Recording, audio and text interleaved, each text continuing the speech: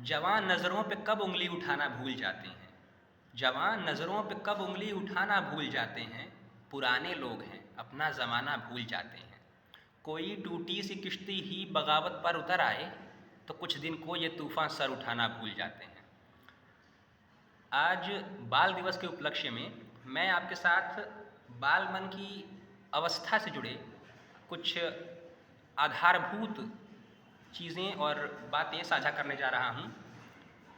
शेखर एक जीवनी एक उपन्यास है जिसके उपन्यासकार हैं सच्चिदानंद हीरानंद वात्स्यायन ज्ञेय।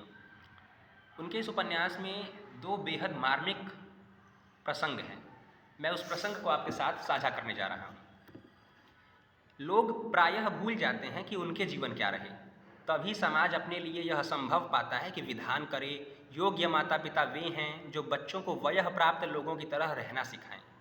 इस एक भावना ने यौवन का जितना अपघात किया है उतना शायद ही किसी और कानून या प्रथा या विधान ने किया हो। अपनी संतान को वयः प्राप्त लोगों सा बर्ताव सिखाते समय वे भूल जाते हैं कि उनके अपने जीवन क्या थे, कि वे भी कभी बच्चे थे। उनमें भी बच्चों की निष्पाप शरारत थी कि बच्चों का कोई दोष है तो यही कि वे इतने भोले, इतने अछूते, इतने स्वच्छ निष्पाप हैं कि वे अपने माता पिता को अपने कपट पर लज्जित कर देते हैं। यदि माता पिता अपना बचपन याद भर रख सकते तो उनकी संतान और वे स्वयं कितने सुखी होते। माता पिता प्रायः समझते हैं कि बचपन बड़े सुख का समय है क्योंकि यह उत्तरदायित्व शून्य है, और यह विचार उनके हाथों बचपन के प्रति कितने अन्याय करवाता है। इसी विचार के कारण वे बहुधा मनाया करते हैं काश कि वे दिन फिर आ जाते।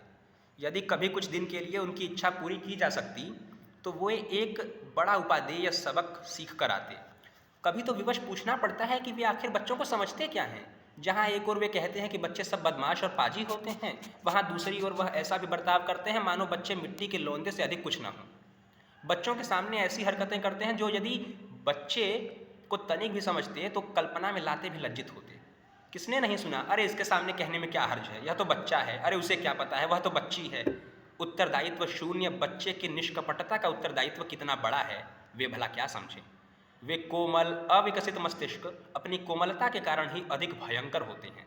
हम लोग पक्की सड़क पर चलते हैं तब हमारे पाँवों की छाप नहीं पड़ती, लेकिन जब गीली मिट्टी पर, धूल पर, रेत पर चलते हैं तब पैर बहुत गहरा धंस जाता है। पक्की सड़क पर पानी बह जाता है, कच्ची सड़क पर जहाँ जहाँ धंसे हुए पैरों से गड्ढे होते हैं वहाँ कीच बन जाती है। एक अन्य प्रसंग इसी उपन्यास से है कि रवि ठाकुर की एक कहानी का अनुवाद छुट्टी पढ़ा जिसमें लिखा था, मानवीय संसार में 14 वर्ष के लड़के से बढ़कर बला दूसरी नहीं है। उसमें न सौंदर्य है न उपयोगिता। उसे छोटे बालक की भांति दुलराया नहीं जा सकता, न उसके संग की विशेष चाह होती है। अगर वह बच्चों के बालकोचित तोतले ढंग में बात करे तो उसे दूधमुंहा कहा जाता है, और अगर बड़ों किसी पक्की बात कहे तो उद्धत समझा जाता है। मतलब यह है कि उसका बोलना ही प्रगल्भता है। सहता कपड़े लत्तों के माप का ख्याल न करके इस भद्दे ढंग से बढ़ते चले जाना लोगों की दृष्टि में बेहुदा दिखता है। बचपन का लालित्य और कंठ की मधुरता चली जाने के लिए लोग मन ही मन उसे अपराधी समझते हैं। शैशव के बहुत से दोष क्षम्य होते हैं, पर इस वयस के लड़के की अनिवार्य त्रुटि भी असह्य मालूम होती है। वह स्वयं भी सर्वदा इसे अनुभव करता रहता है कि वह कहीं भी ठीक ठीक जचता नहीं। इसलिए अपने अस्तित्व पर वह सदा लज्जित और क्षमा प्रार्थी सा बना रहता है। किंतु इसी उम्र में ही मन में स्नेह और सम्मान के लिए उसके हृदय में अत्यधिक व्याकुलता होती है। बाल दिवस की हार्दिक शुभकामनाएं।